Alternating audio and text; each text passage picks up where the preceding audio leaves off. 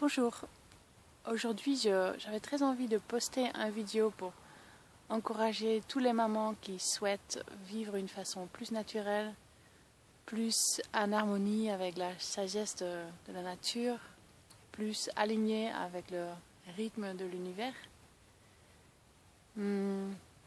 Parfois je me demande si les parents ont assez conscience du fait que les premiers 10 ans d'une vie de l'enfant sont essentiels pour le reste de sa vie. Et après 10 ans, c'est assez difficile pour un parent de changer certaines choses.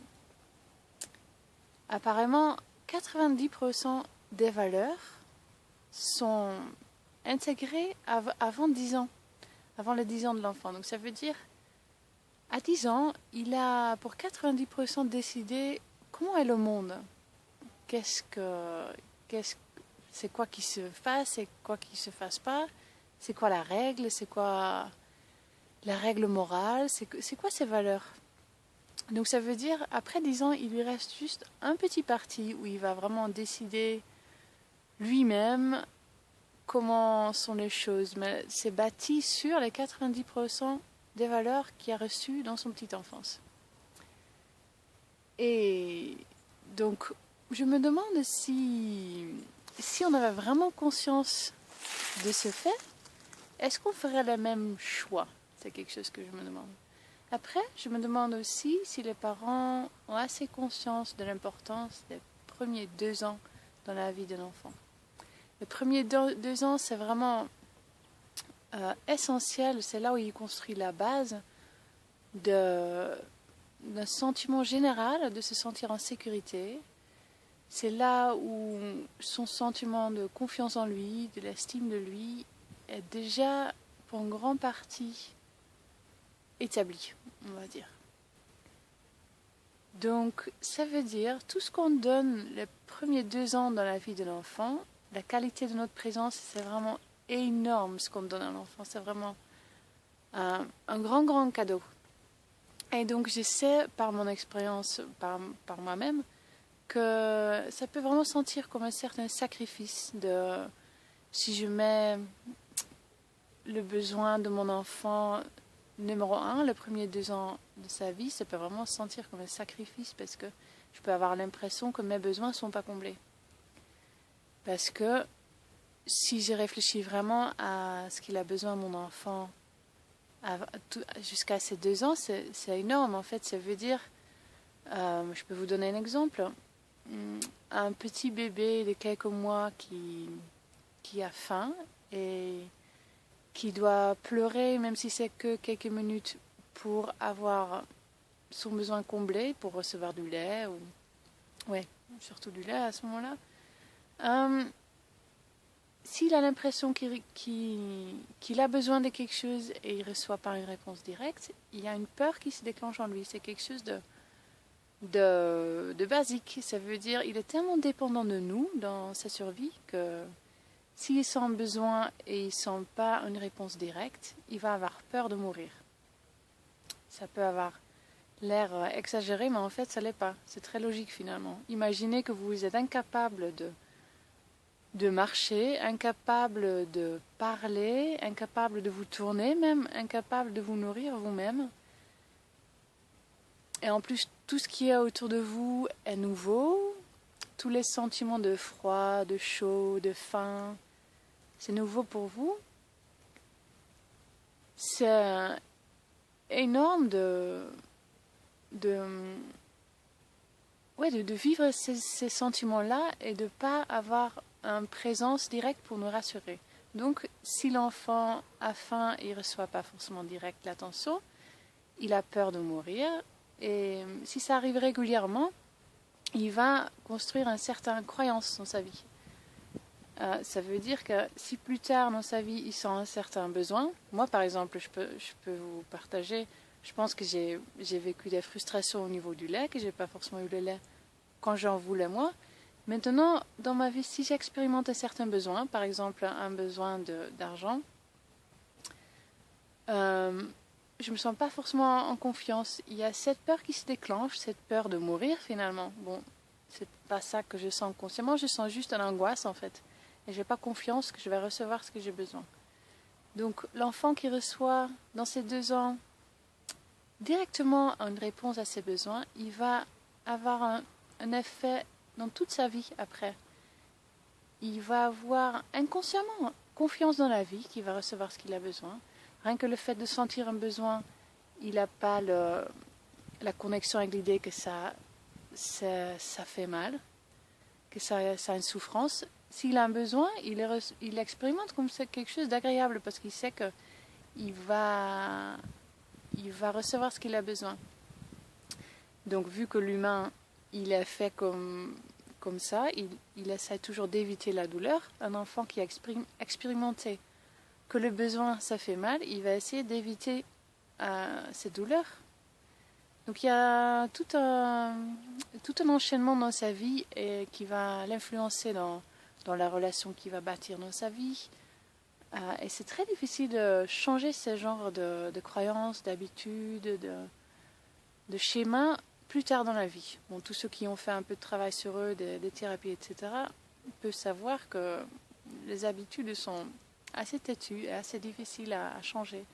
Donc tout ce qu'on donne à notre enfant jusqu'à 2 ans, c'est vraiment énorme. Donc au moment qu'on a vraiment conscience de ça, peut-être ça devient moins un sacrifice. Ça devient plutôt...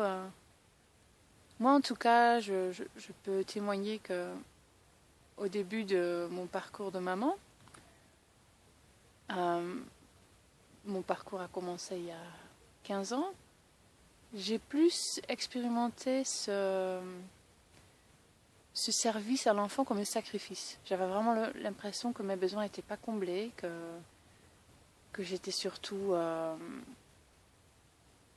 que mes besoins n'étaient pas comblés. Et donc maintenant, aujourd'hui, j'ai 2 petits-enfants qui ont 5 ans et 2 ans et demi, et je vois plus que j'ai intégré vraiment cette vision de l'importance de ma présence. Et je vois que dans la journée, il y a tellement de moments qui sont une opportunité pour aider l'enfant à construire la confiance en lui, l'estime de lui, de se sentir en sécurité avec lui. Et même s'il y a des moments que c'est difficile pour moi je sais que moi je suis assez grande pour traverser des moments de manque de confort ou manque de sommeil, manque de connexion avec d'autres, manque de reconnaissance. Et je peux vraiment dire que tout ce que j'ai vécu en tant que mère, ça m'a vraiment donné beaucoup. Et c'est qu'avec un certain recul que je peux le voir maintenant.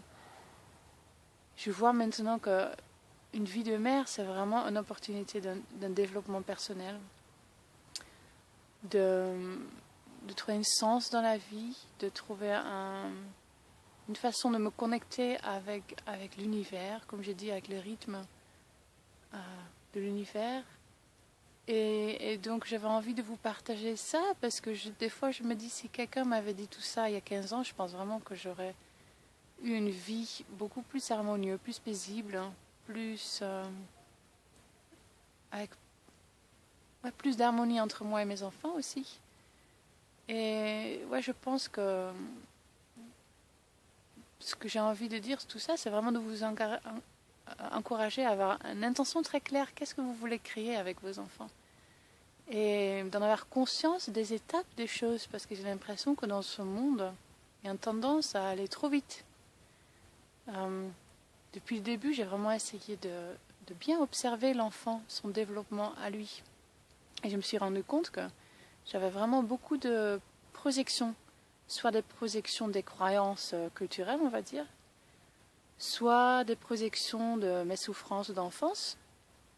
Et donc, par exemple, une croyance culturelle dont j'ai appris conscience, c'était par exemple le fait que j'étais en congé maternel et j'avais l'idée de retourner au travail, comme tout le monde, et je me sentais vraiment en conflit avec ça. C'est pas du tout ce que mon cœur et mon corps me disaient. Et j'avais très peur de rester à la maison, d'être isolée, de plus avoir de vie à moi, etc. Et j'ai quand même décidé de suivre mon corps et mon cœur, parce que j'ai décidé que cet enfant avait plus besoin de moi que moi j'avais besoin d'une vie professionnelle. Et donc j'ai refait ce choix encore 3 fois après. Et chaque fois c'était un peu le même processus, un sentiment de deuil un petit peu. Mais je l'ai fait quand même. Et ensuite j'ai essayé de suivre le développement de l'enfant comme je pouvais. Et donc surtout grâce à la communication consciente, je me suis rendu compte que je projetais aussi des souffrances de mon enfance au niveau des peurs de poser des limites ou des peurs de frustrer l'enfant. Ouais, voilà, donc je veux vraiment vous encourager à être conscience de ce rythme du développement de l'enfant. J'ai vraiment confiance que ce développement est aligné avec la sagesse de l'univers, avec la sagesse de la Terre, et que c'est pas toujours évident de le voir bien. Par exemple, moi, mon expérience, c'est vraiment que les premiers 2 ans de la vie de l'enfant, il a surtout besoin de ses parents. Il a besoin d'écoute directe. Par exemple, une croyance de la culture que j'ai rencontrée, c'était j'avais mon dernier fils dans le porte-bébé, j'étais au marché, et je parlais avec un marchand de légumes. Et quand il m'a vu arriver avec le bébé dans le porte-bébé, il avait seulement quelques mois, il n'était même pas si grand que ça. Il m'a dit: oh là là, il faut pas faire ça, il va être gâté, il va jamais quitter la maison. Et j'étais choquée, je savais même pas qu'on peut voir les choses comme ça si on répond aux besoins de l'enfant, d'être proche de nous, d'avoir une continuité de contact physique depuis qu'il est sorti du ventre, etc. Et j'étais vraiment choquée. Et je me suis dit, mais je pense que ce genre de pensée, c'est assez tendance, dans le sens de porter les enfants ou de donner le lait quand ils le demandent, ou après, déjà par exemple, d'aller à la crèche. Pour moi, vraiment, ça répond à aucun besoin de l'enfant. La crèche n'est vraiment pas adaptée aux besoins de l'enfant. À la limite, d'être accueilli chez une autre famille à la maison, ça rapproche déjà un peu plus du besoin de l'enfant. Je me sens vraiment choquée si j'entends des choses comme mais la crèche c'est bien, ça aide l'enfant à développer ses qualités sociables. Mais pour moi, c'est vraiment pas vrai du tout.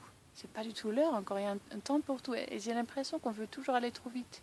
Et c'est pareil pour la maman, pour retrouver son autonomie. J'ai l'impression que des fois, on essaie de zapper des étapes.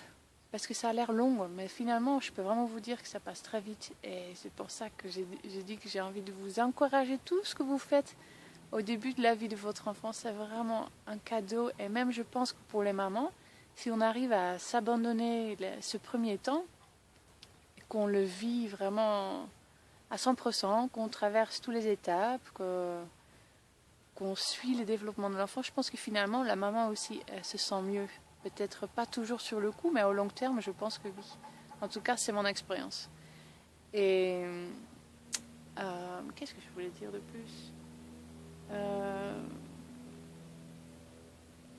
Ouais, donc de bien observer l'enfant, de suivre son développement et de vous dire régulièrement que c'est temporaire. Chaque fois qu'il y a un processus, une phase, on va dire, qui est difficile, par exemple, je me rappelle cette phase où il grimpe sur la table, et chaque jour, plusieurs fois par jour, je dois répéter sur la chaise, le pied sur la chaise.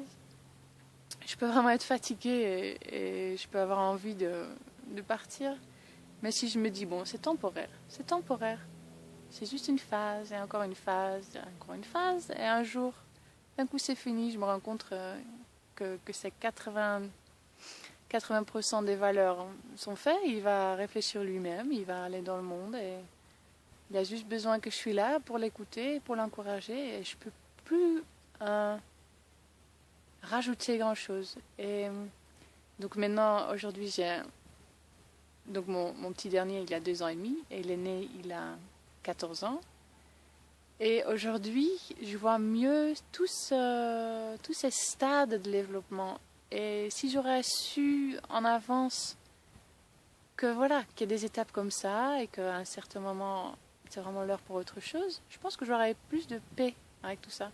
Par exemple, maintenant je vois qu'entre 0 et 2 ans, il y a plusieurs étapes où tout change très vite.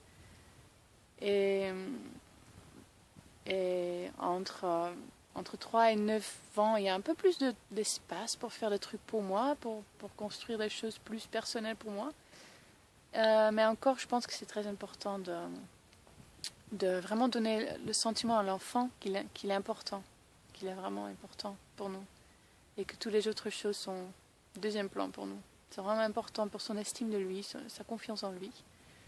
Et donc si on est avec lui, qu'on donne toute notre attention, de faire une sorte de ne pas être trop épuisé par les choses qu'on fait à l'extérieur, plutôt les choses qui nous font du bien, je pense que c'est important.